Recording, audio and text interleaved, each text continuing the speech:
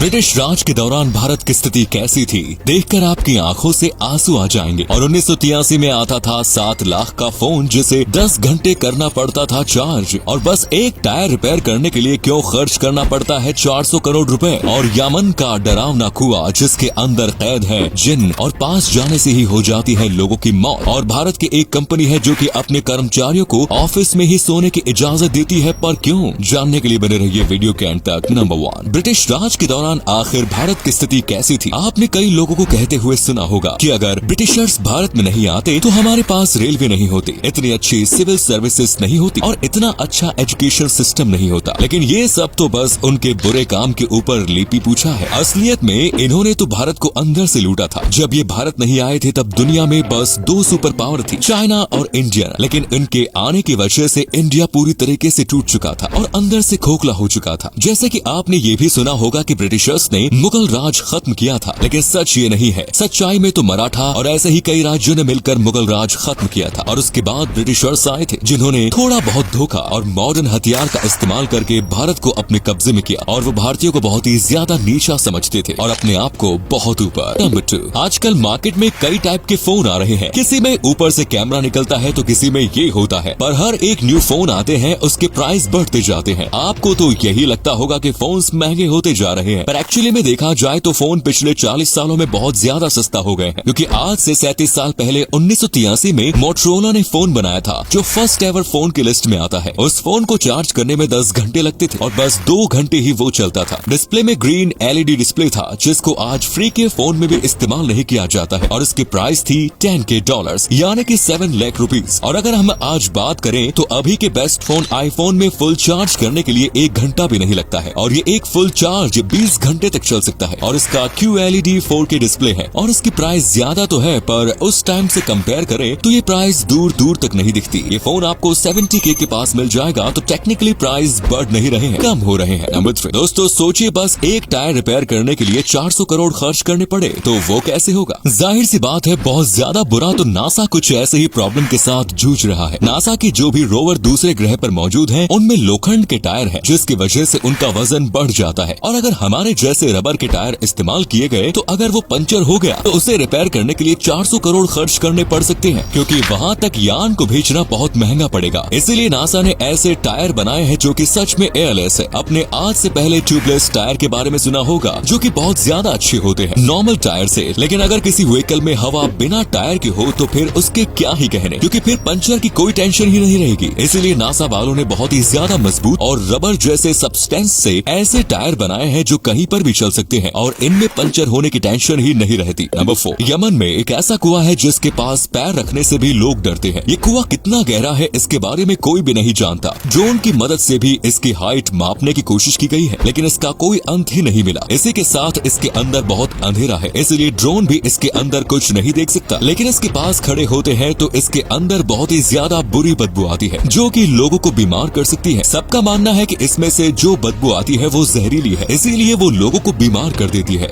वहाँ के स्थानीय लोगों का मानना है कि इसके अंदर जिन्नात कैद है और ये जिन्नात की जेल है, इसीलिए लोग इसके पास जाने से भी डरते हैं। कहा जाता है अगर कोई ज्यादा देर इसके पास रहा तो वो भी इसके अंदर अपने आप मोहित हो जाएगा, और यहाँ पर ज्यादा देर खड़े रहने से श्राप भी लग सकता है जिससे जिंदगी में बहुत बुरा होगा, इसीलिए लोग इससे दूरी बनाए रखते हैं। नंबर 5, भारत की एक कंपनी है जो कि अपने कर्मचारियों को ऑफिस में ही सोने की इजाजत देती है। जी हाँ, आपने बिल्कुल सही सुना। ये एक स्टार्टअप कंपनी है जिसका नाम है वेकफिट सॉल्यूशंस, और इन्होंने अपने कर्मचारियों को कुछ दिनों पहले ही मेल में बताया था कि वो अब ऑफिस के बीच आधे घंटे की नींद ले सकते हैं, और इसमें उन्हें खास जगह भी दी जाएगी जहाँ पर वो जाकर सो सकते हैं। इन्होंने ऐसा इसलिए किया है ताकि उनके कर्मचारी सेहतमंद रहें, और उनका कहना है कि जब वो सोकर उठेंगे तब फ्रेश हो जाएंगे और काम को और भी ज्यादा बेहतर तरीके से कर पाएंगे। बस आधे घंटे की नींद से वो लोग प्रोजेक्ट को पूरे एक दिन ज्यादा फास्ट कंप्लीट कर सकते हैं, और ये लोग कंपनी से खुश होंगे ये बात तो अलग ही है। और आपको पता होगा कि अगर वर्कर खुश है तो काम भी अच्छा ही होगा। नंबर 6, दोस्तों अभी आपको ये जो पत्थर दिख रहा है ये बिल्कुल भी आम पत्थर नहीं है, इसमें कुछ तो खास बात है क्योंकि ये इस धरती का है ही नहीं। असलियत में ये एक एस्क्वाइड है। ये धरती पर आज से करीब 80,000 साल पहले गिरा था। इसका वजन तभी कुछ 60 टन जितना रहा होगा। इसका नाम होबा मेट्यूराइट है। इसे पहली बार सन 1979 में खोजा गया था। तब इसके आसपास ऐसा कुछ भी नहीं था, बल्कि इसके पास बहुत ही बड़ा गड्ढा था और स्थानीय लोग इस गड्ढे को और इस पत्थर को पूजा करते थे। उनके लिए ये आसमान का एक तोहफा था और जब वैज्ञानिकों ने इसके छोटे से हिस्से पर टेस्टिंग की तब पता चला कि ये पत्थर धरती का नहीं है बल्कि स्पेस से आया हुआ है। इसका मतलब है कि ये एक एस्टेरॉइड है। नंबर 7। दोस्तों, दुनिया में ऐसे कई आइलैंड हैं जहां कभी लोग रहा करते थे लेकिन बाद में वो किसी न किसी वजह से वीरान हो गए। एक ऐसा ही आइलैंड जापान के शहर नागासाकी के तट पर स्थित है जिसे बैटलशिप आइलैंड के नाम से जाना जाता है। दरअसल अपने आकार के कारण इस आइलैंड को बैटलशिप का नाम दिया गया था। इस थाईलैंड को हाशिमा द्वीप के नाम से भी जाना जाता है। ये आइलैंड नागासाकी से महज 15 किलोमीटर की दूरी पर है। मित्सुबिशी ने इस आइलैंड को साल 1890 में खरीदा था और यहाँ जापान की सबसे पहली बड़ी 9 मंजिला कंक्रीट की इमारत का निर्माण कराया था। करीब 16 एकड़ में फैले इस आइलैंड पर साल 1959 में 5000 से भी ज्यादा लोग रहते थे।